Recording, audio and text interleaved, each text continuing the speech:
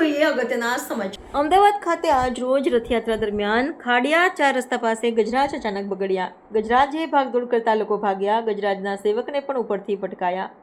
4 થી 5 લોકોને થઈ ઈજા।